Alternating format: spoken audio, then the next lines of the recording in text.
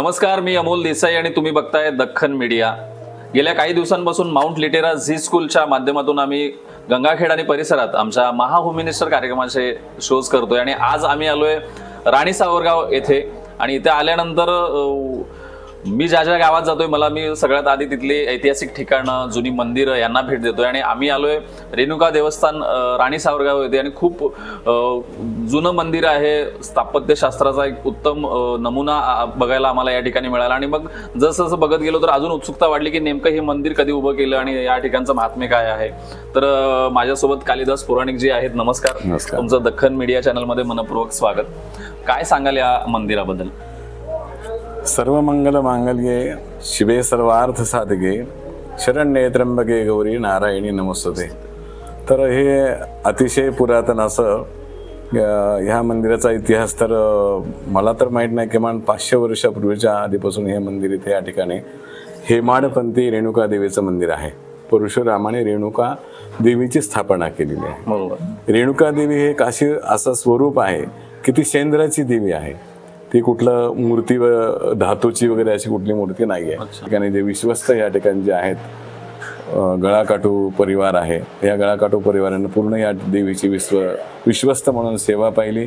त्याचे कोणी गुरु असतील, कोणी पुजारी असतील, असे सगळे गावातल्या संपूर्ण भक्तांना घेऊन या देवीचा विस्तारपूर्वक करून या देवीचा मंदिराचा, या परिसराचा सर्वांनी परिश्रम घेऊन छान उत्तमरित्या या देवालयाचे पुन्हा सुशोभीकरण केलेलं आहे। तुम्ही बोलता बोलता इथले जे विश्वस्त आहेत गळाकाटू परिवारासंदर्भात, तर मी कोल्हापुरातला आहे, मला थोडंसं ते नाव किंवा आडनाव ऐकताना वेगळं वाटलं, तर त्या आडनावाची काय कथा असू शकते? काय आहे की ह्या गळाकाटू परिवारामध्ये माझ्या माहितीप्रमाणे गोविंद म्हणून त्यांचं आडनाव पूर्वीचं वेगळं आहे। तर ते ह्या देवीची सेवा करायचे, बाहेर येऊन त्या देवीची भक्त होते, फार मोठे भक्त होते। तर ऐकलेलं आहे, ह्या परिवारांनी पुस्तकात लिहिलेलं आहे की तू प्रसन्न हो, नाही तर मी गळा कापून घेईल, असं एक त्या भक्तांनी देवीसमोर म्हणलं। ते गळा कापून घ्यायला असं तयार झाल्यानंतर देवी त्यांना प्रसन्न झाली की ठीक आहे, तू माझी सेवा कर आणि मी तुला प्रसन्न झालेले आहे। म्हणून त्यावेळेसपासून परिवारातील लोक वगैरे त्यांच्या असं सांगतात की त्यावेळेसपासून आमचं नाव गळाकाटू आहे वगैरे असं।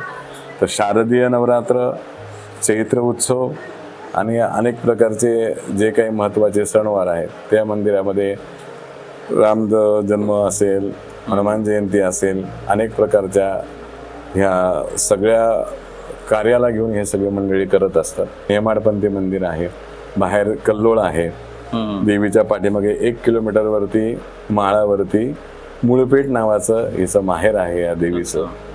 आणि सगळे लोक येऊन देवीची सेवा करतात, आपापल्या परिणतीची सेवा करून फळ मिळवून घेतात। मंदिर खूप छान आहे, म्हणजे बाकीच्या सगळ्या गोष्टी आम्ही बघितल्या, खांब असतील, इथं जुन्या ज्या गोष्टी आहेत जसं तो दक्षिणा पेटी आहे, समोरची पेटी आहे, नगारा आहे, तर सगळं मेटलमध्ये बनलेलं आहे। मूर्ती बघताना मला माहूरच्या मूर्तीसोबत मी तुलना केली। माहूर गडावरची मूर्ती किंवा स्वरूप छोटं आहे, इथलं स्वरूप थोडंसं मोठं आहे, तर नेमकं कशापासून ते बनवलं असेल? नाही, हे काय आहे की ज्यावेळेस एक आपण त्याला स्वयंभू मूर्ती म्हणतो, आता ही मूर्ती प्राणप्रतिष्ठा कोणी आणून असे काही केलेली नाहीये, की तो जो कालावधी आहे मूर्ती स्थापनेचा, त्या कालावधीमध्ये जी काही घटनाक्रम घडलेला आहे ते कुठेही त्याचा इतिहास लिहिलेला नाही किंवा काहीच नाही। हे स्वयंभू स्थान आहे, पण याला कोणी काही आणून बसवलं नाही, काही नाही। ती जशी सांगितली कुमारिका जशी येऊन गेली, तिनं तिची भक्ती केली, त्याच्या घरी जात असताना ती इथं थांबली, म्हणून मध्य ह्या ठिकाणी जे नदी आहे, नदीच्या पलीकडे आज त्या कुमारिकेचं मंदिर छोटंसं आहे। आणि त्याप्रमाणे गावातही बरंच पुरातन आजचं गाव नाही आहे, ह्या गावामध्ये अनेक अवशेष आहेत की शंकराचे मंदिर आहेत।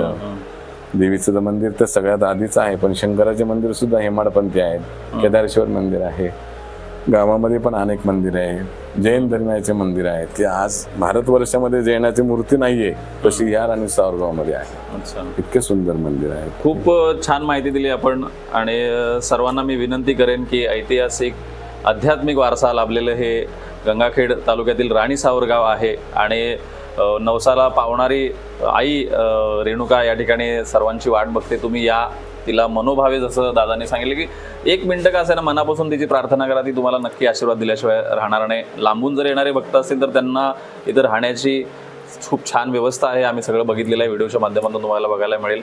व्हिडिओच्या खाली संपर्क क्रमांक असेल देवस्थान कमिटीचा, तर त्यांना तुम्ही नक्की संपर्क करून या. म्हणजे सर्वांची छान या ठिकाणी व्यवस्था होऊ शकेल. तुम्ही आम्हाला वेळ दिलात, इतकी छान माहिती दिली त्याच्याबद्दल मनपूर्वक आभार. धन्यवाद. धन्यवाद.